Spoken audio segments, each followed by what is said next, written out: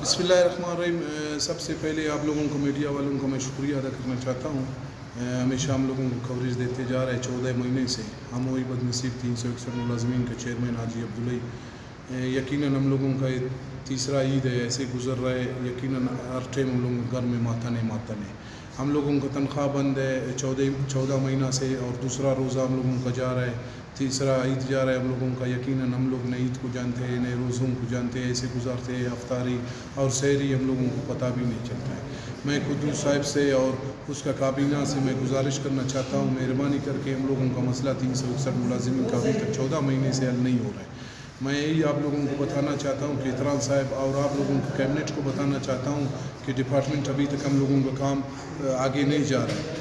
मेहरबानी करके कुद्दूस बिजंजो साहब और केतरान साहब, आप लोगों से हम आज 10 बस्ता अपील कर रहा है, मेहरबानी करके हम लोगों का मसला हल करें। और आप लोगों से कोई चीज़ हम लोग नहीं मांग रहा है, कोई फ़ंड नहीं मांग रहा है, कोई और जायदाद नहीं मांग रहा है। इसी कैबिनेट में तकरीबन 18-20 झंडे थे, इशारों का काम हुआ, अभी स्कूलों भी लग गया, जो हमारा थे वो भी खड़े हो गए, रोड भी बन गया, हर चीज़ हो गया इसी कैबिनेट के बाद। फिर जो इसी कैबिनेट में हम लोगों को 361 मुलाजमीन का भी मसले थे, अभी तक हम लोगों का मसले नहीं हो रहा है। मेहरबानी करके कुद्दूस साहब और केतरान साहब, मेहरबानी करके हम लोगों का मसला हल करें। आप लोगों का मेहरबानी होगा।